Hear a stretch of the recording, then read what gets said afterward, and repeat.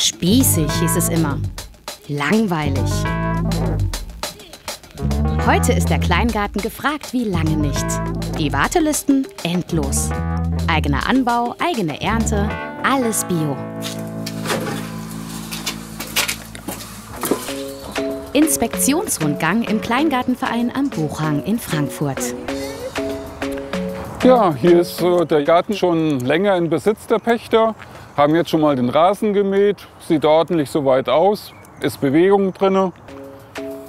Oliver Lang, selbst begeisterter Kleingärtner, ist seit mittlerweile mehr als 20 Jahren Vorsitzender des Vereins.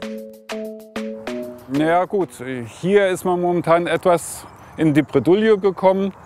Der Garten wurde jetzt vor 1-2 Jahren übernommen. Man versucht noch, den zu gestalten, ist aber auf einem guten Weg, hat aber noch Luft nach oben.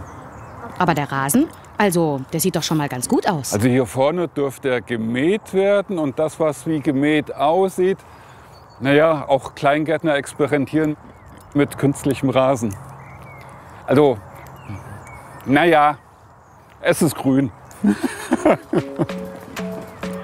Und so streng ist man dann da doch nicht beim KGV Buchhang.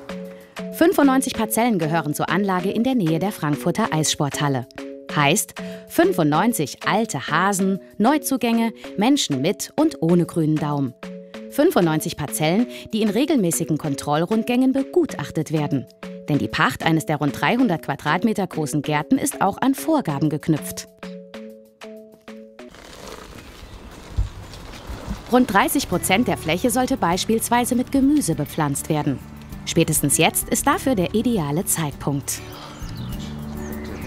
Aleka und Georgios Alexakis bewirtschaften ihren Garten schon seit rund 12 Jahren.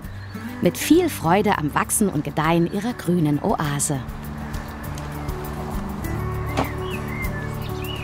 Der Garten hier, als wir den übernommen haben, war der sehr, sehr heruntergekommen und wir haben alles neu gemacht. Das ist alles viel Arbeit und jedes Jahr wieder neu viel Arbeit, ne? Mit den Boden bearbeiten, damit die Pflanzen funktionieren und angehen können.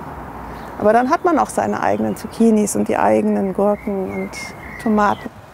Und gerade die Tomaten werden bei Familie Alexakis besonders gepäppelt. Auf jeden Fall. Ja.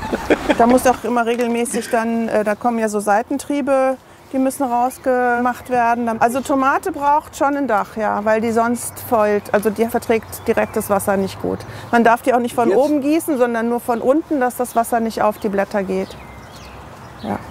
Diese Zeit, wo klein ist, ist egal. Aber die Zeit, wo wird groß, dann ist das. Was für große und kleine Tomaten und andere Pflanzen wichtig ist, zeigt die Erfahrung der letzten 12 Jahre Gartenarbeit. Man darf jetzt zum Beispiel die Tomate nicht neben die Kartoffel packen. Also wir haben uns jetzt nicht über die Jahre irgendwie super in Seminaren oder Büchern angelesen, sondern wir machen mehr und gucken, was gut rauskommt. Was man zum Beispiel aufpassen muss, ist bei Paprika und Chili, dass man die nicht nebeneinander tut, weil es eigentlich ja die gleiche Pflanze ist. Aber die Chili ist ja scharf und wenn die Chili und die Paprika nebeneinander sind, wird die Paprika halt auch scharf.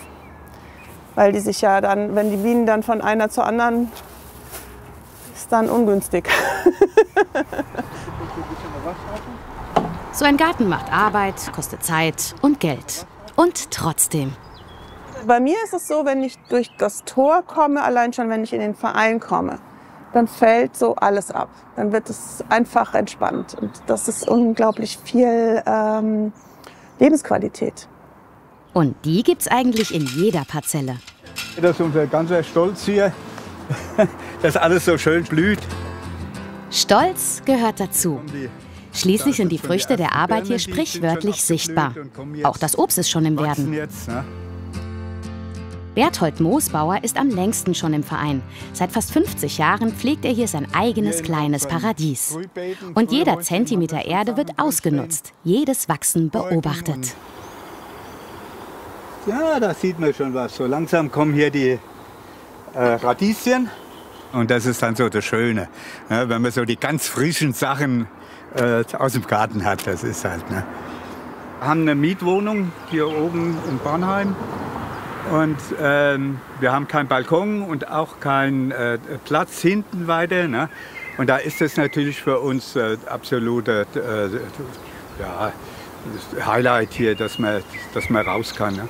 Das ist eigentlich jeden Winter so, wenn der rum ist und wir freuen uns darauf, dass wir raus können und wird jedes grüne Blättchen wird bewundert. Kein Wunder, dass so viel Leidenschaft auch Konsequenzen hat. Es gibt gewisse Zeiten, da sagen wir, da können wir nicht in den Urlaub fahren. Da ist das und das und das Obst oder Gemüse reif. Das wollen wir ernten und wollen auch der Garten in Ordnung halten. Außerdem, was will man mehr hier? Gucken Sie sich das an hier, wie grün alles ist. Tatsächlich, so ist auch zu Hause Urlaub. In der nächsten Folge wird gebaut. Ein Erdbeerturm für eine garantiert saubere Ernte auf kleinstem Raum.